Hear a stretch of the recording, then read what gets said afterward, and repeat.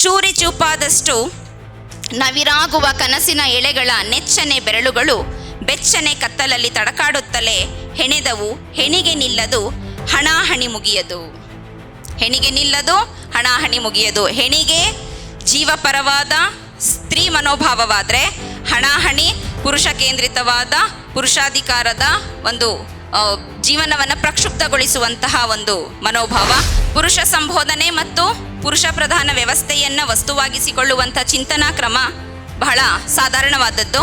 ಆದರೆ ಇಲ್ಲಿ ಈ ಕವಿತೆಯ ಕವನಗಳಲ್ಲಿ ಇದೆರಡನ್ನೂ ಮೀರಿದ ಪುರುಷ ಸಂಬೋಧನೆಯಿಂದ ಮುಕ್ತವಾದ ಪುರುಷ ಪ್ರಧಾನ ವ್ಯವಸ್ಥೆಯನ್ನೇ ವಸ್ತುವಾಗಿಸಿಕೊಳ್ಳದ ಹೆಣ್ಣಿನ ಅಂತರಂಗವನ್ನು, ಹೆಣ್ಣಿನ ಅಂತರಂಗದ ಆಲೋಚನೆಗಳು ಮತ್ತು ತೊಳಲಾಟಗಳನ್ನು ಅಕ್ಷರ ರೂಪವಾಗಿಸುವಂಥ ಒಂದು ಪ್ರಯತ್ನ ನಡೆದಿದೆ ಅಂತ ಹೇಳಿ ಅನ್ನೋದು ನನ್ನ ಗ್ರಹಿಕೆ.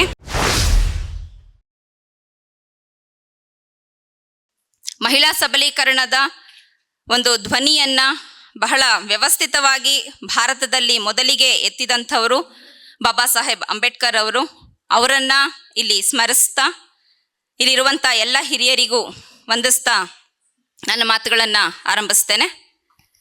ಬಹಳ ಮೊದಲನೇದಾಗಿ ದು ಸರಸ್ವತಿ ಅಮ್ಮ ಅವರ ಪುಸ್ತಕವನ್ನು ಕುರಿತು ಮಾತನಾಡಿ ಅಂತ ಹೇಳಿ ಮಮತಾ ಅವ್ರು ಹೇಳಿದಾಗ ನಾನು ಅವ್ರಿಗೆ ಕೇಳಿದೆ, ಮೇಡಮ್ ದು ಸರಸ್ವತಿ ಮೇಡಮ್ ಅಂತವ್ರ ಪುಸ್ತಕ ಮಾತಾಡೋದಕ್ಕೆ ಈಗಾಗಲೇ ಎಸ್ಟಾಬ್ಲಿಷ್ ಆಗಿರೋಂಥ ಯಾರಾದರೂ ಮಾತುಗಾರ್ತಿಯರನ್ನು ಕರೆಸಿ ಮಾತಾಡಿಸಿ ಮೇಡಮ್ ಅಂತ. ಅದಕ್ಕೆ ಅವ್ರು ಹೇಳಿದ್ದು, ಇಲ್ಲ ನೀವೇ ಮಾತಾಡಬೇಕು, ನಮಗೆ ವಿಚಾರಗಳು ಮುಖ್ಯನೇ ಹೊರತು ಎಸ್ಟಾಬ್ಲಿಷ್ಮೆಂಟ್ ಮುಖ್ಯ ಆಗಲ್ಲ ಅಂತ ಹೇಳಿ. ಸೊ ಅವ್ರು ಕೊಟ್ಟಂಥ ಆ ಒಂದು ಭರವಸೆಯ ಧೈರ್ಯದ ಮೇಲೆ ನಾನಿಲ್ಲಿ ಬಂದು ನಿಂತಿದ್ದೇನೆ. ಇಲ್ಲಿ 2 ಪುಸ್ತಕಗಳ ಒಂದು ಸಂಕ್ಷಿಪ್ತವಾದ ಪರಿಚಯವನ್ನು ಮಾಡಿಕೊಡುವಂಥ ಜವಾಬ್ದಾರಿಯನ್ನು ನನಗೆ ವಹಿಸಲಾಗಿದೆ. ಮೊದಲನೇದು 1997ರಲ್ಲಿ ಕಡಂಗೋಡ್ಲು ಶಂಕರ ಭಟ್ಟರ ಸ್ಮಾರಕ ಪ್ರಶಸ್ತಿಯನ್ನು, ಕಾವ್ಯ ಪ್ರಶಸ್ತಿಯನ್ನು ಪಡ್ಕೊಂಡಂಥ ಕೃತಿ ಹೆಣೆದರೆ ಜೇಡನಂತೆ. ಮತ್ತೊಂದು 2007ರಲ್ಲಿ ಬಿಡುಗಡೆಗೊಂಡಂತಹ ಜೀವ ಸಂಪಿಗೆ ಅನ್ನುವಂಥ 2 ಕೃತಿಗಳು ಇವತ್ತು ಮರುಮುದ್ರಣಗೊಂಡು ಓದುಗರ ಮರು ಓದಿಗೆ, ಮರು ವ್ಯಾಖ್ಯಾನಕ್ಕೆ ನಮ್ಮ ಮುಂದೆ ತೆರೆದುಕೊಂಡಿದ್ದಾವೆ. ಸಾಹಿತ್ಯನೇ ಹಾಗೆ, ಬರೆಯೋವರೆಗೂ ಅದು ಬರಹಗಾರರದ್ದು, ಬರೆದ ನಂತರ ಅದು ಓದುಗರದ್ದು. ಹಾಗಾಗಿ ಪ್ರತಿಯೊಂದು ಬಾರಿ ಅದನ್ನು ಓದೋವಾಗಲೂ ಆಯಾ ಕಾಲಘಟ್ಟ, ಆಯಾ ಕಾಲ ಸಂದರ್ಭಗಳಿಗೆ ಅನುಗುಣವಾಗಿ ಸಾಹಿತ್ಯ ಕೃತಿಗಳು ಹೊಸ ಹೊಸ ಅರ್ಥದ ಛಾಯೆಗಳನ್ನು ಹೊರಡಿಸ್ತಾ ಹೋಗ್ತವೆ. ಒಬ್ಬರೇ ಓದುಗರು ಮತ್ತೆ ಮತ್ತೆ ಓದೋವಾಗಲೂ ಕೂಡ ಅದು ಹೊಸ ಹೊಸ ಅರ್ಥಗಳನ್ನು ಕೊಡ್ತಾ ಹೋಗುತ್ತೆ. ಅದು ಸಾಹಿತ್ಯಕ್ಕಿರುವಂಥ ಬಹಳ ಮುಖ್ಯವಾದ ಶಕ್ತಿ ಅಂತ ಹೇಳ್ತಾ ನನ್ನ ಈ ಒಂದು ಪರಿಚಯವನ್ನು ಆರಂಭಿಸ್ತೇನೆ. ಈ ಒಂದು ಕಾಲಘಟ್ಟದ ಸ್ತ್ರೀವಾದ, ದಲಿತ ಚಳುವಳಿ ಮತ್ತು ಪರಿಸರ ಚಳುವಳಿಗಳ ಜೊತೆಗೆ ಬಹಳ ತೀವ್ರವಾದ ಒಡನಾಟವನ್ನು ಇಟ್ಕೊಂಡಂತಹ ದು ಸರಸ್ವತಿ ಅವರ ಬರವಣಿಗೆಗೆ ಇವೆಲ್ಲವೂ ಕೂಡ ಶಕ್ತಿಯಾಗಿ ಒದಗಿ ಬಂದಿದ್ದಾವೆ ಅನ್ನುವಂಥದ್ದು ನಮ್ಮೆಲ್ರಿಗೂ ಕೂಡ ಗೊತ್ತಿರುವಂಥ ವಿಚಾರ. ಹೋರಾಟಕ್ಕೆ ಸೀಮಿತವಾಗದೆ ಅದನ್ನು ಕಾವ್ಯಾತ್ಮಕಗೊಳಿಸುವಂಥದ್ದು ಬಹಳ ಸವಾಲಿನ ಕೆಲಸ. ಯಾಕೆಂದರೆ ಹೋರಾಟಕ್ಕೆ ಬೇಕಾದ ಮನೋಭಾವವೇ ಬೇರೆ ಇರುತ್ತೆ, ಕಾವ್ಯ ಸೃಷ್ಟಿಗೆ ಬೇಕಾದ ಮನೋಭಾವವೇ ಬೇರೆ ಇರುತ್ತೆ. ಆ ಹೋರಾಟದ ಕೆಚ್ಚನ್ನು, ಕಾವನ್ನು ತಂಪಾದ ಕಾವ್ಯವಾಗಿಸುವಲ್ಲಿ ದು ಸರಸ್ವತಿಯವರ ಒಂದು ಪ್ರಯತ್ನ ಇದೆಯಲ್ಲ, ಅದು ಬಹಳ ವಿಶೇಷ ಅಂತ ನನಗನ್ಸುತ್ತೆ. ಯಾಕಂದರೆ ಇಲ್ಲಿರುವಂಥ ಬಹಳಷ್ಟು ಕವನಗಳು ವ್ಯಕ್ತಿಗತ ನೆಲೆಯಿಂದ ಹೊರಟು ಆ ವ್ಯಕ್ತಿಗತ ನೆಲೆಯ ಅಳಲನ್ನು ಸಮುದಾಯದ ನೆಲೆಯ ಅಳಲಾಗಿ ಮಾರ್ಪಡಿಸುವಲ್ಲಿ ಯಶಸ್ವಿಯಾಗಿರುವಂಥದ್ದನ್ನು ನಾವು ಕಾಣ್ತಾ ಹೋಗ್ತೇವೆ. ಅದರಲ್ಲಿ ಮೊದಲನೇ ಒಂದು ಕೃತಿಯಾಗಿ ನಾನು ಮಾತನಾಡೋದಕ್ಕೆ ಇಷ್ಟಪಡುವಂಥದ್ದು ಜೀವ ಸಂಪಿಗೆ. ಜೀವ ಸಂಪಿಗೆ ಅದರ ಹೆಸರಿನಲ್ಲೇ ಕಂಪಿದೆ. ಸರಸ್ವತಿಯವರ ಜೀವನ ಪ್ರೀತಿ, ಉತ್ಸಾಹ ಮತ್ತು ಜೀವನದ ಬಗ್ಗೆ ಇರುವಂತಹ ಅಗಾಧ ಪ್ರೇಮ ಆ ಒಂದು ಶೀರ್ಷಿಕೆಯಲ್ಲೇ ನಮಗೆ ವ್ಯಕ್ತ ಆಗತ್ತೆ ಅಂತ ಅನಿಸುತ್ತೆ. ಜನಪದರಲ್ಲಿ ಒಂದು ಮಾತಿದೆ, ಸಪ್ಪೆ ಅನ್ಬೇಡ ಉಪ್ಪಾಕನ್ನು ಅಂತ. ಇದು ಬಹಳ ದೊಡ್ಡ ಒಂದು ಜೀವನ ದೃಷ್ಟಿಯಾಗಿ ನನಗೆ ಯಾವಾಗಲೂ ಕೂಡ ಕಾಡುತ್ತೆ. ಯಾಕೆಂದರೆ ಬದುಕು ಯಾವಾಗಲೂ ಕೂಡ ಸಂಘರ್ಷಗಳಿಂದ ಕೂಡಿರುವಂಥದ್ದೇ, ನಷ್ಟಗಳಿಂದ ಕೂಡಿರುವಂಥದ್ದೇ, ತೊಂದರೆಗಳಿಂದ ಕೂಡಿರುವಂಥದ್ದೇ. ಆದರೆ ಅದನ್ನು ನಾವು ಹೇಗೆ ಮುಖಾಮುಖಿಗೊಳ್ತೀವಿ ಅನ್ನುವಂಥದ್ದು ನಮ್ಮ ಜೀವನ ದೃಷ್ಟಿಯನ್ನು ಅವಲಂಬಿಸಿರುತ್ತೆ. ಆ ಹಿನ್ನೆಲೆಯಲ್ಲಿ ಜನಪದರು ಹೇಳುವಂಥದ್ದು ಇಲ್ಲದೇ ಇರುವುದನ್ನು ನಾವು ಮುಖ್ಯವಾಗಿಸಿ ನೋಡೋದಕ್ಕಿಂತ ಏನಿರಬೇಕಾಗಿದೆಯೋ ಅದರ ಕಡೆ ಗಮನ ಕೊಡಬೇಕಾದಂಥ ಅಗತ್ಯ ಇದೆ ಅಂತ ಹೇಳ್ತಾರೆ. ಜೀವಸಂಪಿಗೆಯ ಎಲ್ಲ ಕವನಗಳಲ್ಲಿ ನನಗೆ ಅಂಥದ್ದೊಂದು ಧೋರಣೆ ಕಾಣಿಸುತ್ತೆ. ಅಲ್ಲಿ ಅಸಮಾಧಾನ ಇದೆ, ಆ ಅಸಮಾನತೆಯ ಬಗ್ಗೆ ಒಂದು ತಣ್ಣನೆಯ ರೋಷ ಇದೆ. ಆ ರೋಷದ ಜೊತೆಗೇನೆ ಏನಾಗಬೇಕು ಅನ್ನುವಂತಹ ಒಂದು ದೃಷ್ಟಿಕೋನ ಮತ್ತು ಕಾಣಿಕೆ ಕೂಡ ಇರುವಂಥದ್ದು ನಮಗಲ್ಲಿ ಕಾಣಿಸುತ್ತೆ. ಹಾಗಾಗಿ ನನಗೆ ಈ ಎರಡೂ ಸಂಕಲನಗಳಲ್ಲಿ ಜೀವಸಂಪಿಗೆ ಬಹಳ ಪ್ರೀತಿಯ ಸಂಕಲನ ಅಂತ ಹೇಳೋದಕ್ಕೆ ಇಷ್ಟಪಡ್ತೇನೆ. ಇಲ್ಲಿನ ಕವಿತೆಗಳ ಬಹುಪಾಲು ನೆಲೆ ಒಳಮನದ ತಲ್ಲಣ ಮತ್ತು ಒಲವುಗಳನ್ನು ಗುರುತಿಸಿಕೊಳ್ಳುವಂತಹ ಪ್ರಯತ್ನದಲ್ಲಿ ತೊಡಕೊಂಡಿದೆ. ಇಲ್ಲಿ ಎಲ್ಲ ಕವಿತೆಗಳ ಆಳದಲ್ಲಿ ತಾಯ್ತನದ ಸ್ಪರ್ಶ ಮತ್ತು ಜೋಗುಳದ ಹಾಡು ನಮಗೆ ಕಾಣಿಸುತ್ತೆ. ಆ ಒಂಟಿತನಕ್ಕೆ ಯಾವಾಗಲೂ ಜೊತೆಯಾಗುವಂಥದ್ದು ತಾಯ್ತನದ ಸ್ಪರ್ಶ ಅನ್ನುವಂತಹ ಒಂದು ಬಹಳ ಬಲವಾದ ನಂಬಿಕೆ ಸರಸ್ವತಿಯವರ ಕಾವ್ಯದಲ್ಲಿ ನಮಗೆ ನೋಡೋದಕ್ಕೆ ಸಿಗುತ್ತೆ ಅಂತ ಅನ್ನೋದು ನನ್ನ ಗ್ರಹಿಕೆ. ಲೋಕದ ಅಂಕುಡೊಂಕುಗಳನ್ನು ಅದರ ಎಲ್ಲ ಮುಖಗಳೊಂದಿಗೆ ಬೇಸರ ಪಡದೆ ಅಪ್ಪಿಕೊಳ್ಳುವ, ಅದರಲ್ಲಿ ಸುಧಾರಣೆಯನ್ನು ಕೂಡ ಅಷ್ಟೇ ಪ್ರೀತಿಯಿಂದ ಹೇಳುವಂಥ ಒಂದು ಧ್ವನಿ ನಮಗೆ ಈ ಕವಿತೆಗಳಲ್ಲಿ ನೋಡೋದಕ್ಕೆ ಸಿಗುತ್ತೆ. ಜೊತೆಗೆ ಸುತ್ತಲಿನ ಜೈವಿಕ ಜಗತ್ತು, ಚರಿತ್ರೆ, ಸಮಾಜ ಇವುಗಳೊಂದಿಗೆ ಸಂಬಂಧದ ಸೇತುವೆಯನ್ನು ರೂಪಿಸಿಕೊಳ್ತಾನೆ ಅದರಲ್ಲಿ ತನ್ನನ್ನು ಆಳಿಸಿಕೊಳ್ಳದ ತನ್ನ ಸ್ವಂತಿಕೆಯನ್ನು, ತನ್ನ ಸ್ವಂತ ಚೆಹರೆಯನ್ನು ಉಳಿಸಿಕೊಳ್ಳುವಂಥ ಒಂದು ಪ್ರಯತ್ನ ಕೂಡ ನಮಗಲ್ಲಿ ಕಾಣಿಸುತ್ತೆ. ಮತ್ತು ಬಹಳ ಮುಖ್ಯವಾಗಿ ಕಾವ್ಯದ ರಚನೆಯಲ್ಲಿ ಖಚಿತತೆ ಮತ್ತು ಮುಕ್ತತೆ ಇಲ್ಲಿನ ಎಲ್ಲ ಕವಿತೆಗಳ ಜೀವಾಳ ಅಂತ ಹೇಳಿ ನಾನು ಭಾವಿಸ್ತೇನೆ. ಬಹಳ ಮುಖ್ಯವಾಗಿ ಮಹಿಳಾ ಸಂವೇದನೆ ಅಥವಾ ಮಹಿಳಾ ಬರವಣಿಗೆ ಅಂದಾಗ ಅದು ಮಹಿಳಾ ಕೇಂದ್ರಿತ ಬರವಣಿಗೆಯೇ ಆಗಿರುತ್ತೆ ಮತ್ತು ಆಗಿರಬೇಕು ಅನ್ನುವಂಥದ್ದು ಒಂದು ಅಲಿಖಿತವಾದ ನಿಯಮವಾಗಿ ನಾವು ನೋಡ್ಕೊಂಡು ಬಂದಿದ್ದೇವೆ. ಹಾಗೆ ಮಹಿಳಾ ಸಂವೇದನೆ ಮಹಿಳೆಯನ್ನ ಕುರಿತು ಹೇಳಿದ್ರೆ ಅದು ಖಂಡಿತ ತಪ್ಪಲ್ಲ. ಆದರೆ ಮಹಿಳಾ ಸಾಹಿತ್ಯ ಇಷ್ಟು ವರ್ಷಗಳು ಬೆಳೆದು ಬಂದ ನಂತರದಲ್ಲಿ ಅದು ಈಗ ಶೈಶವಾವಸ್ಥೆಯಲ್ಲೋ ಬಾಲ್ಯಾವಸ್ಥೆಯಲ್ಲೋ ಇಲ್ಲ, ಅದೀಗ ಬೆಳೆದಿರುವಂತಹ ಈ ಒಂದು ಕಾಲಘಟ್ಟದಲ್ಲಿ ಮಹಿಳಾ ಸಂವೇದನೆ ಮಹಿಳೆಯನ್ನ ಕುರಿತ ಸಂವೇದನೆ ಮಾತ್ರ ಆಗಿರದೆ ಲೋಕದ ಇತರ ಘಟನೆಗಳು, ಇತರ ಅಂಶಗಳ ಬಗೆಗಿನ ಮಹಿಳೆಯ ಸಂವೇದನೆಯೂ ಕೂಡ ಆಗಿರುತ್ತೆ ಅನ್ನುವಂತಹ ಒಂದು ನೆಲೆಯಲ್ಲಿ ನಾವು ಮಹಿಳೆಯರ ಕಾವ್ಯಗಳನ್ನು ಓದಬೇಕಾದಂಥ ಅವಶ್ಯಕತೆ ಇದೆ. ಅದು ಈ ಕಾಲದ ಅಗತ್ಯತೆ ಅಂತ ನನಗನ್ಸುತ್ತೆ. ಅಂಥದ್ದೊಂದು ಲಕ್ಷಣ, ಅಂಥದ್ದೊಂದು ವಿಚಾರ ಸರಸ್ವತಿಯವರ ಜೀವಸಂಪಿಗೆ ಸಂಕಲನದಲ್ಲಿ ನಮಗೆ ನೋಡೋದಿಕ್ಕೆ ಸಿಗುತ್ತೆ. ಇಲ್ಲಿ ನಾನು ಬಹಳ ಮುಖ್ಯವಾಗಿ ಕವನಗಳನ್ನು ಎರಡು ನೆಲೆಗಳಲ್ಲಿ ವಿಂಗಡಿಸ್ಕೊಂಡಿದ್ದೇನೆ. ಒಂದು ಮಹಿಳಾ ಕೇಂದ್ರಿತ ಸಂವೇದನೆ, ಮತ್ತೊಂದು ತಾಯಿ ಹೃದಯದಿಂದ ಪ್ರಭಾವಿತವಾದ ಮಹಿಳೆಯ ಸಂವೇದನೆ. ಆದರೆ ಅದು ಮಹಿಳೆಯನ್ನ ಕುರಿತೇ ಆಗಬೇಕಾಗಿಲ್ಲ, ಲೋಕದ ಯಾವ ವಿಚಾರದ ಬಗ್ಗೆ ಬೇಕಾದರೂ ಆಗಿರಬಹುದು. ಅಂದರೆ ಮಹಿಳೆಯ ಸಾಹಿತ್ಯ ಕೇವಲ ಮಹಿಳೆಯ ಆತ್ಮಕಥನವೋ ಅಥವಾ ಸ್ವಗತವೋ ಅಡುಗೆ ಮನೆ ಸಾಹಿತ್ಯವೋ ಮಾತ್ರ ಆಗಬೇಕಾಗಿಲ್ಲ. ಹಾಗಾದರೆ ತಪ್ಪಲ್ಲ, ಆದರೆ ಅಷ್ಟಕ್ಕೆ ಮಾತ್ರ ಅದು ಸೀಮಿತ ಆಗಬೇಕಾಗಿಲ್ಲ. ಅದರಿಂದ ಆಚೆಗೆ ವಿಚಾರ ಮಾಡುವಂತಹ ವೈಚಾರಿಕತೆ ಮಹಿಳೆಯ ಬರಹದಲ್ಲಿದೆ, ಅವಳ ಅಭಿವ್ಯಕ್ತಿಯಲ್ಲಿದೆ.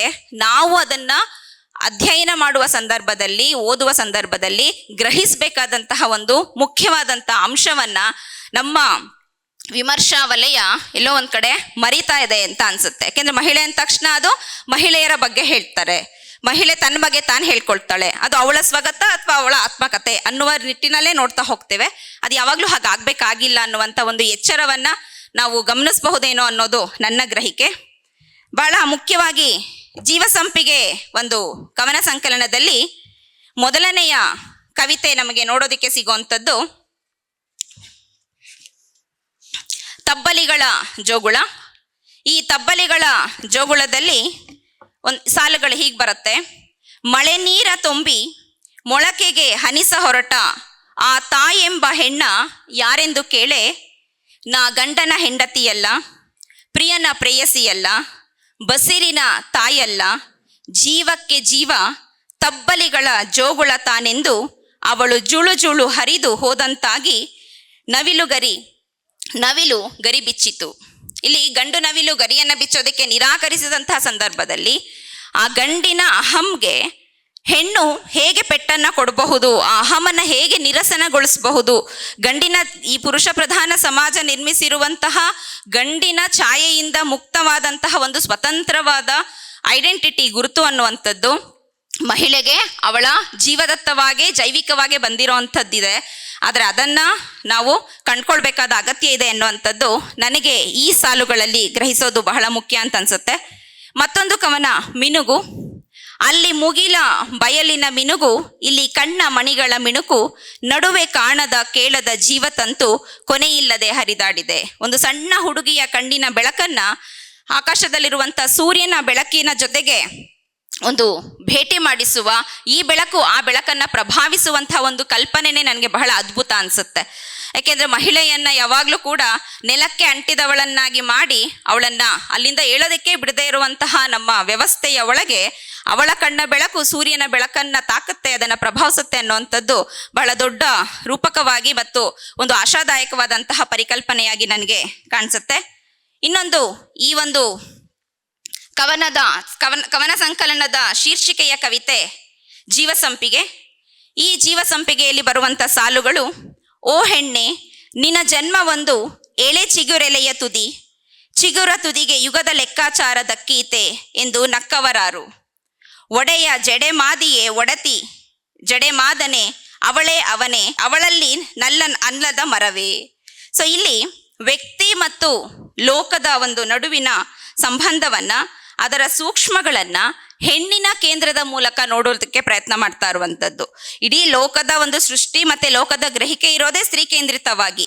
ಆದರೆ ಅದನ್ನ ಬದಲಾಯಿಸಿ ನಾವು ಹೆಣ್ಣನ್ನ ಅಂಚಿನವಳನ್ನಾಗಿ ಮಾಡಿ ಅವಳನ್ನ ನಾವು ಮೂಲೆ ಗುಂಪು ಮಾಡುವಂತಹ ಸಂದರ್ಭಗಳಲ್ಲಿ ಈ ರೀತಿಯಾದಂಥ ಗ್ರಹಿಕೆಗಳು, ಸ್ತ್ರೀ ಶಕ್ತಿಯ ಗ್ರಹಿಕೆಗಳಿದೆಯಲ್ಲ, ಅವು ಹೆಚ್ಚು ಹೆಚ್ಚು ಮುನ್ನೆಲೆಗೆ ಬರಬೇಕು ಅಂತ ಅನ್ಸುತ್ತೆ. ಅದೇ ಕವಿತೆಯ ಇನ್ನೊಂದು ಸಾಲುಗಳು: ಇಂಪುಂಟು ತಂಪುಂಟು ಕಂಪುಂಟು, ಕಾಪಿಡುವ ಕಾವುಂಟು, ಕಾದು ಸುಡುವ ಕಾರಿರುಳುಂಟು, ರಣಾಂಗಣ ಉಂಟು, ಮಸೆದ ಮಚ್ಚುಗಳುಂಟು. ಇದು ಬದುಕಿನ ಸ್ವರೂಪ, ಮಾನವ ಬದುಕು ಇವೆಲ್ಲವನ್ನ ಒಳಗೊಂಡಿರುವಂಥದ್ದು. ಆದರೆ ಇದಕ್ಕೆ ಸರಸ್ವತಿಯವರ ಧೋರಣೆ ಅಥವಾ ಪ್ರತಿಕ್ರಿಯೆ, ಇವೆಲ್ಲ ಇದ್ದಾಗಲೂ ಕೂಡ ನಾನು ಕಾದಾಡಲಾರೆ ಎನ್ನುವಂತಹ ಒಂದು ಉದ್ಗಾರ ಇದೆ ಅಲ್ಲಿ. ಇವೆಲ್ಲ ಇದೆ, ಆದರೆ ಇದಕ್ಕೆ ನಾನು ಬಹಳ ಆವೇಶದಿಂದ ಮುಖಾಮುಖಿ ಆಗಲಾರೆ ಅನ್ನುವಂಥ ಒಂದು ಮಾಗಿದ ಒಂದು ದೃಷ್ಟಿಕೋನ ಇದೆಯಲ್ಲ, ಅದು ಬಹಳ ವಿಶೇಷ ಅಂತ ಅನ್ಸುತ್ತೆ. ಮತ್ತೆ ಇಲ್ಲಿ ಅಕ್ಕ ಮಹಾದೇವಿಯ ವಚನ ಕೂಡ ನೆನಪಾಗತ್ತೆ: ಹಸಿವಾದೊಡೆ ಭಿಕ್ಷಾನ್ನಗಳುಂಟು, ತೃಷೆಯಾದೊಡೆ ಕೆರೆ ಹಳ್ಳ ಬಾವಿಗಳುಂಟು, ಶಯನಕ್ಕೆ ಹಾಳು ದೇಗುಲಗಳುಂಟು, ಹೊದೆಯಲು ಚಿಂದಿಗಳುಂಟು, ಆತ್ಮಸಂಗಾತಕ್ಕೆ ಚನ್ನಮಲ್ಲಿಕಾರ್ಜುನನುಂಟು ಅಂತ ಹೇಳುವಂಥ ಸಂದರ್ಭದಲ್ಲಿ ಇಲ್ಲಿ ಆತ್ಮಸಂಗಾತಕ್ಕೆ ಚನ್ನಮಲ್ಲಿಕಾರ್ಜುನ ಇಲ್ಲ, ಕಾವ್ಯವೇ ಆತ್ಮಸಂಗಾತಿ ಆಗ್ತಾ ಇರುವಂತಹ ಒಂದು ಕ್ರಮವನ್ನ ನಾವಿಲ್ಲಿ ಗುರುತಿಸಬಹುದು ಅಂತ ಅನ್ಸುತ್ತೆ. ಇನ್ನು ಮುಂದುವರೆದು ನಾನಿಲ್ಲಿ ನನ್ನನ್ನು ತುಂಬ ತಾಕಿದಂತಹ ಕೆಲವು ಕವಿತೆಗಳನ್ನು ಮಾತ್ರ ಪರಿಚಯಾತ್ಮಕವಾಗಿ ಹೇಳೋ ಪ್ರಯತ್ನ ಮಾಡ್ತಾ ಇದ್ದೇನೆ. ಇನ್ನೊಂದು ಬಹಳ ಮುಖ್ಯವಾದಂತಹ ಒಂದು ಸಾಲು: ಹೆಣಿಗೆ ನಿಲ್ಲದು. ಹೆಣಿಗೆ, ಬದುಕನ್ನೇ ಒಂದು ಹೆಣಿಗೆಯಾಗಿ ನೋಡುವಂತಹ ರೂಪಕವನ್ನ ಸರಸ್ವತಿಯವರು ಎರಡೂ ಕವನ ಸಂಕಲನಗಳಲ್ಲಿ ನಮಗೆ ಕೊಟ್ಟಿದ್ದಾರೆ. ಅವರ ಮೊದಲನೇ ಕವನ ಸಂಕಲನದ ಶೀರ್ಷಿಕೆನೇ ಹೆಣೆದರೆ ಜೇಡನಂತೆ. ಈ ಜೀವಸಂಪಿಗೆ ಒಂದು ಸಂಕಲನದಲ್ಲೂ ಬರುವಂತಹ ಒಂದು ಕವಿತೆ ಹೆಣಿಗೆ ನಿಲ್ಲದು. ಚೂರಿ ಚೂಪಾದಷ್ಟು ನವಿರಾಗುವ ಕನಸಿನ ಎಳೆಗಳ ನೆಚ್ಚನೆ ಬೆರಳುಗಳು ಬೆಚ್ಚನೆ ಕತ್ತಲಲ್ಲಿ ತಡಕಾಡುತ್ತಲೇ ಹೆಣೆದವು, ಹೆಣಿಗೆ ನಿಲ್ಲದು, ಹಣಾಹಣಿ ಮುಗಿಯದು. ಹೆಣಿಗೆ ನಿಲ್ಲದು, ಹಣಾಹಣಿ ಮುಗಿಯದು. ಹೆಣಿಗೆ ಜೀವಪರವಾದ ಸ್ತ್ರೀ ಮನೋಭಾವವಾದರೆ ಹಣಾಹಣಿ ಪುರುಷ ಕೇಂದ್ರಿತವಾದ ಪುರುಷಾಧಿಕಾರದ ಒಂದು ಜೀವನವನ್ನು ಪ್ರಕ್ಷುಬ್ಧಗೊಳಿಸುವಂತಹ ಒಂದು ಮನೋಭಾವ. ಅವೆರಡರ ನಡುವಿನ ಒಂದು ಸಂಘರ್ಷ ಅಥವಾ ಸಮಾನಾಂತರತೆ ಎರಡೂ ಕೂಡ ನಡೀತಾನೆ ಹೋಗುತ್ತೆ. ಎರಡು ಸಮಾನಾಂತರವಾಗಿ ಬದುಕನ್ನು ಸಾಗಿಸ್ಕೊಂಡು ಹೋಗ್ತಾ ಇರೋದ್ರಿಂದನೇ ಬದುಕು ಸಹ್ಯವಾಗಿದೆ. ಒಂದು ವೇಳೆ ಹೆಣಿಗೆ ನಿಂತು ಹಣಾಹಣಿನೇ ಮುನ್ನೆಲೆಗೆ ಬಂದ್ಬಿಟ್ರೆ ಬದುಕು ಮತ್ತಷ್ಟು ಅಸಹನೀಯವಾಗ್ಬಿಡುತ್ತೆ ಅನ್ನುವಂತಹ ಒಂದು ಗ್ರಹಿಕೆ ನಮಗಲ್ಲಿ ನೋಡೋದಕ್ಕೆ ಸಿಗುತ್ತೆ. ಕೊರಡು ಉಸಿರಾಡಿತು. ಇದು ಬಹಳ ಒಂದು ಆಸಕ್ತಿದಾಯಕ ಪದ್ಯ ಅಂತ ನನ್ಗನ್ಸುತ್ತೆ. ಬರಡು ಕೋಟೆಯ ಬರದಲ್ಲಿ ಕೊರಡಾದ ಹೂಗಳು ಸುರಿವ ಮಳೆ ಬೇಡಿ ಮೋಡಕ್ಕೆ ಮೊರೆಯಿಟ್ಟವು. ಗಾಳಿಯೊಡನೆ ಅಲೆದಾಡುವ ಮೋಡ ನೋಡುವುದುಂಟೆ, ಹೂಗಳ ಕಣ್ಣೀರ ದಳಗಳು ಹನಿದು ನೆಲಕ್ಕೊರಗಿದವು. ಗಾಳಿಯೊಡನೆ ಅಲೆದಾಡುವ ಮೋಡ ನೋಡುವುದುಂಟೆ. ಅದರ ಕೆಲಸ ಅಲೆದಾಡ್ತಾ ಹೋಗೋದು, ನೀರನ್ನು ಸುರಿಸ್ತಾ ಹೋಗೋದು. ಅದರ ನಂತರದ ಪರಿಣಾಮವನ್ನು ಅದು ಯಾವತ್ತೂ ಕೂಡ ಮುಖ್ಯವಾಗಿ ಯೋಚಿಸಿಲ್ಲ. ಇನ್ನೊಂದು ಬಹಳ ಮುಖ್ಯವಾದಂತಹ ಒಂದು ಸಾಲುಗಳು ನನಗೆ ಪರದೆ ಕವಿತೆಯಲ್ಲಿ ಕಾಣಿಸುತ್ತೆ. ಹಸಿದರೆ ಉಣ್ಣಲುಂಟು, ನಿದಿರೆಗೆ ಹಾಸಿ ಹೊದೆಯಲುಂಟು, ಕಂಗಾಲಿಗೆ ಅಂಗಾಲೂರಲು ತಾವುಂಟು, ಚುಕ್ಕೆ ಎಳೆಗಳ ಅಂಗಳ ಉಂಟು, ಉಸಿರು ಆಡಬಹುದಿಲ್ಲಿ ನಿಸೂರಾಗಿ, ಮನೆ ಅದೆಂದು ನೆಲೆ ಆದ ದೇವರಾಣೆ ಮಾಡಿದ. ಇದು ಕೂಡ ಅಕ್ಕನ ವಚನಗಳನ್ನು ನಮಗೆ ನೆನಪಿಸುತ್ತೆ. ಬಹಳ ಒಂದು ವಿಶೇಷ ಅರ್ಥವನ್ನು ಹೊರಡಿಸುವಂತಹ ಮತ್ತೊಂದು ಕವಿತೆ ಈ ಸಂಕಲನದಲ್ಲಿ ಆಮೆ ಆಗಿದ್ದರೆ. ಆಮೆ ಆಗಿದ್ದರೆ ಎನ್ನುವಂತಹ ಕವಿತೆಯಲ್ಲಿ ಸಾಲುಗಳು ಹೀಗೆ ಬರುತ್ತೆ. ಆಮೆ ಆಗಿದ್ದರೆ ಚಿಪ್ಪಿನ ಕತ್ತಲೊಳಗೆ ಗಪ್ಪೆಂದು ನುಸುಳಿ ಅವಮಾನ ಅತ್ತು ಬಸವಳಿಯಬಹುದಿತ್ತು, ತಪ್ಪು ಒಪ್ಪಿ ಮೊರೆ ಇಡಬಹುದಿತ್ತು, ಹಮ್ಮು ಬಾಗಿ ಬೆಂಡಾಗುತ್ತಿತ್ತು, ಅಸೂಯೆ ಅಳಿಸಿ ಹೋಗುತ್ತಿತ್ತು.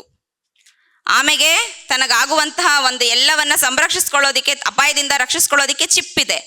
ಆದರೆ ಮಹಿಳೆಗೆ ಯಾವ ರಕ್ಷಣಾತ್ಮಕವಾದಂತಹ ವ್ಯವಸ್ಥೆಯೂ ನಮ್ಮ ಸುತ್ತಮುತ್ತ ಇಲ್ಲ. ತನ್ನನ್ನು ತಾನೇ ರಕ್ಷಿಸಿಕೋಬೇಕು.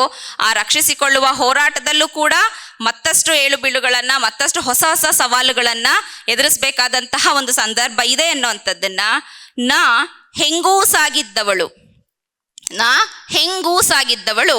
ಚಿಪ್ಪಿಲ್ಲದೆ ವೇಗದ ಹೊಡೆತಕ್ಕೆ ಸಿಕ್ಕು ಮುಕ್ಕಾದವಳು.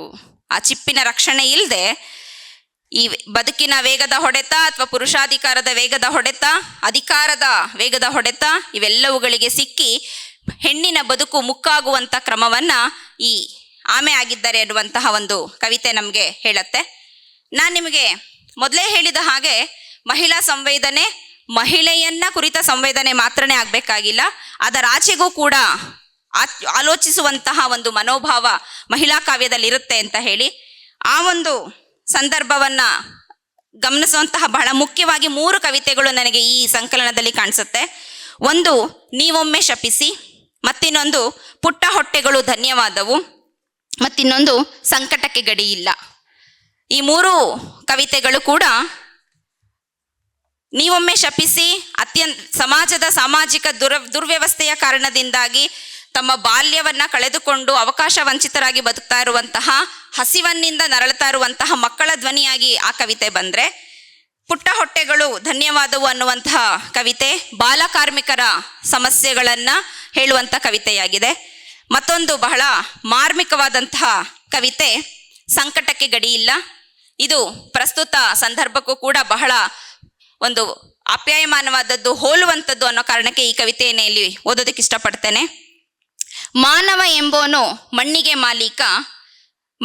ಮಾಲೀಕ ಆದನೆಂಬ ಮತ್ತಿನಲ್ಲಿ ಗೆರೆ ಎಳೆದು ಗಡಿ ಎಂದ, ಹಮ್ಮಿನಲ್ಲಿ ಬೀಗಲು ಕಾದಾಟ ಆಡಿದ, ಜೀವಗಳು ಶವವಾದವು ಗಡಿ ಆಚೆ ಈಚೆ ಎರಡೂ ಕಡೆ ಹರಿದ ನೆತ್ತರೊಂದೆ, ಆದರೂ ಜೀವ ತೆತ್ತವರು ವೀರಮರಣ ಹೊಂದಿದರು, ಜೀವ ತೆಗೆದವರು ವೀರ ಯೋಧರಾದರು. ಒಡಲು ಅನುಭವಿಸುವ ಸಂಕಟಕ್ಕೆ ಗಡಿಯೂ ಇಲ್ಲ, ಆಚೆ ಈಚೆಯೂ ಇಲ್ಲ.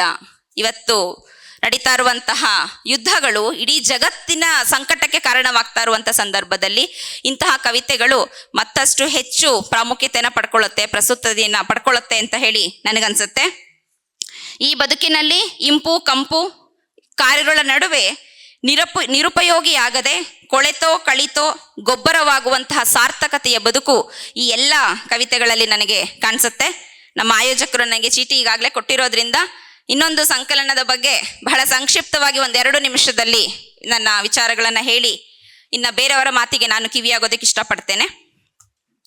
ಹೆಣ್ಣಿನ ಅಭಿವ್ಯಕ್ತಿಯ ಪರಿಧಿಯೊಳಗೆ ಹೆಣ್ಣಿಗೆ ವಿಶೇಷವಾದಂತಹ ಭಾವವಲಯ ಮತ್ತು ಅನುಭವ ವಲಯ ಇದರ ನಿರೂಪಣೆಯ ಜೊತೆಗೆ ಲಿಂಗದ ಗಡಿಗಳನ್ನು ಮೀರಿದಂತಹ ಸಾರ್ವತ್ರಿಕ ಹಾಗೂ ಸಾರ್ವಕಾಲಿಕ ಅನುಭವ ವಲಯಗಳು ಕೂಡ ನಿರೂಪಣೆಗೊಳ್ತವೆ ಅನ್ನುವಂಥ ತಿಳುವಳಿಕೆಯೊಂದಿಗೆ ಈ ಕಾವ್ಯದ ಓದನ್ನು ಪ್ರವೇಶಿಸಬೇಕಾದಂಥ ಅಗತ್ಯತೆ ಇದೆ ಎನ್ನುವಂಥದ್ದು ನನ್ನ ಗ್ರಹಿಕೆ. ಮತ್ತೊಂದು ಕವನ ಸಂಕಲನ ಅತ್ಯಂತ ಚಿರಪರಿಚಿತವಾದ ಸಂಕಲನ, ಅದರ ಬಗ್ಗೆ ಮಾತನಾಡುವಾಗ ಬಹಳ ಅಳುಕು ಸವಾಲು ಎರಡೂ ಇರುತ್ತೆ. ಹಾಗಾಗಿ ನಾನು ಅದನ್ನು ಬಹಳ ಸಂಕ್ಷಿಪ್ತವಾಗಿ ಹೇಳಕ್ಕೆ ಇಷ್ಟಪಡ್ತೇನೆ. ಹೆಣೆದರೆ ಜೇಡನಂತೆ ಅಂತರ್ಮುಖಿಯಾದ ಬ್ರಹ್ಮನಿರಸನದ ಗಾಢ ವಿಷಾದ ಹಾಗೂ ಧ್ಯಾನಸ್ಥ ಸ್ಥಿತಿಯತ್ತ 90ರ ದಶಕದ ಮಹಿಳಾ ಕಾವ್ಯ ಹೊರಳುತ್ತಿದೆ.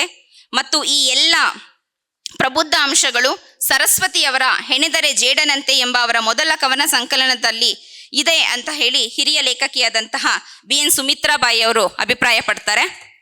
ಅವರ ಮಾತುಗಳನ್ನು ಸ್ಮರಿಸ್ತಾ ಪುರುಷ ಸಂಬೋಧನೆ ಮತ್ತು ಪುರುಷ ಪ್ರಧಾನ ವ್ಯವಸ್ಥೆಯನ್ನು ವಸ್ತುವಾಗಿಸಿಕೊಳ್ಳುವಂಥ ಚಿಂತನಾ ಕ್ರಮ ಬಹಳ ಸಾಧಾರಣವಾದದ್ದು. ಆದರೆ ಇಲ್ಲಿ ಈ ಕವಿತೆಯ ಕವನಗಳಲ್ಲಿ ಇದೆರಡನ್ನೂ ಮೀರಿದ ಪುರುಷ ಸಂಬೋಧನೆಯಿಂದ ಮುಕ್ತವಾದ ಪುರುಷ ಪ್ರಧಾನ ವ್ಯವಸ್ಥೆಯನ್ನೇ ವಸ್ತುವಾಗಿಸಿಕೊಳ್ಳದ ಹೆಣ್ಣಿನ ಅಂತರಂಗವನ್ನ, ಹೆಣ್ಣಿನ ಅಂತರಂಗದ ಆಲೋಚನೆಗಳು ಮತ್ತೆ ತೊಳಲಾಟಗಳನ್ನ ಅಕ್ಷರ ರೂಪವಾಗಿಸುವಂತ ಒಂದು ಪ್ರಯತ್ನ ನಡೆದಿದೆ ಅಂತ ಹೇಳಿ ಅನ್ನೋದು ನನ್ನ ಗ್ರಹಿಕೆ. ಈ ರೀತಿ ಮುಕ್ತವಾದಂಥ ಬಹಿರಂಗದ ತೀವ್ರವಾದ ಒಂದು ಬಹಿರಂಗದಲ್ಲಿ ತೀವ್ರವಾದ ಆಕ್ರೋಶದ ಪ್ರದರ್ಶಕತೆ ಕೂಡ ಇಲ್ಲ. ಅಲ್ಲಿ ಆಕ್ರೋಶ ಇದೆ, ಆದರೆ ಅದು ಬಹಳ ಸೆಟಲ್ ಆಗಿರುವಂತಹ ಒಂದು ಆಕ್ರೋಶ. ಅದು ಬದುಕನ್ನ ನೋಡಿ ಮಾಗಿದ ಮನಸ್ಸಿಗೆ ಬರುವಂತಹ ಒಂದು ಸಾತ್ವಿಕವಾದ ಆಕ್ರೋಶ ಅಂತ ಹೇಳಿ ನಾನು ಗ್ರಹಿಸ್ತೀನಿ. ಇದು ಈ ಕವನ ಸಂಕಲನದ ಬಹಳ ಮುಖ್ಯವಾದಂತಹ ಒಂದು ಆಸಕ್ತಿದಾಯಕ ಅಂಶ. ಈ ಒಂದು ಕವನ ಸಂಕಲನದ ಒಂದು ಶೀರ್ಷಿಕೆಯ ಕವಿತೆಯನ್ನ ಹೇಳಿ ನನ್ನ ಮಾತನ್ನ ಮುಗಿಸೋದಿಕ್ಕೆ ಇಷ್ಟಪಡ್ತೇನೆ. ಹೆಣೆದರೆ ಜೇಡನಂತೆ. ಹೆಣೆದರೆ ಜೇಡನಂತೆ ಅನ್ನುವಂಥ ಕವಿತೆಯಲ್ಲಿ ಬರುವ ಸಾಲುಗಳು: ಅಯ್ಯೋ ಹುಚ್ಚಿ ಹೆಣೆದು ಒಳಗಿಡಬೇಕೆ, ಹೆಣೆದರೆ ಜೇಡನಂತೆ, ಹೀಗೆ ಕಿತ್ತರೆ ಹಾಗೆ ಸರಸರ ಹೆಣೆಯಬೇಕು, ನೋಡಲು ನುಣುಪಾಗಿ ಒಳಗೆ ಭದ್ರವಾಗಿ. ಇದು ಹೆಣ್ಣಿಗಿರಬೇಕಾದಂತಹ ಒಂದು ವ್ಯಕ್ತಿತ್ವವನ್ನು ಕಟ್ಕೊಡ್ತಾ ಇದೆ ಅಂತ ನನಗನ್ಸುತ್ತೆ. ಹೆಣೆದರೆ ಜೇಡನಂತೆ, ಹೆಣೆದು ಒಳಗಿಡಬೇಕು, ಜೊತೆಗೆ ಹೀಗೆ ಕಿತ್ತರೆ ಹಾಗೆ ಸರಸರ ಹೆಣೆಯಬೇಕು. ನಮ್ಮ ಎಲ್ಲ ಪ್ರಯತ್ನಗಳು ವ್ಯರ್ಥವಾಗುವ ಸಂದರ್ಭದಲ್ಲೂ ಕೂಡ ಅವುಗಳನ್ನು ಸಫಲಗೊಳಿಸುವ ಪ್ರಯತ್ನಗಳು ನಿರಂತರವಾಗಿ ನಡೀತಾ ಹೋಗಬೇಕು. ಮೇಲಿನಿಂದ ನುಣುಪಾಗಿದ್ರೂ ಕೂಡ ಒಳಗಿನಿಂದ ಗಟ್ಟಿಯಾಗಬೇಕು. ಆ ಗಟ್ಟಿಯಾದ ಸ್ತ್ರೀ ಅಂತಃಸತ್ವ ನಮ್ಮ ಎಲ್ಲ ಕಾವ್ಯದ ಅಭಿವ್ಯಕ್ತಿಯ ಒಂದು ಮೂಲ ಆಗಲಿ. ಅಂಥ ಒಂದು ಅಭಿವ್ಯಕ್ತಿಗೆ ನಾವೆಲ್ಲರೂ ಕೂಡ ಮತ್ತಷ್ಟು ಕಿವಿ ಮತ್ತೆ ಮನಸ್ಸನ್ನು ಕೊಡೋಣ. ಅಂಥದ್ದೊಂದು ಅವಕಾಶಗಳು ನಮಗೆಲ್ರಿಗೂ ಮತ್ತೆ ಮತ್ತೆ ಸಿಗ್ತಾ ಇರಲಿ ಅಂತ ಭಾವಿಸ್ತಾ ಈ ಒಂದು ಅವಕಾಶಕ್ಕಾಗಿ ಪ್ರಕಾಶಕಿ ಮಮತಾ ಅವರನ್ನು ನಾನು ಧನ್ಯವಾದಗಳನ್ನು ತಿಳಿಸಿ ನನ್ನ ಮಾತುಗಳನ್ನು ಮುಗಿಸ್ತೇನೆ. ಧನ್ಯವಾದ.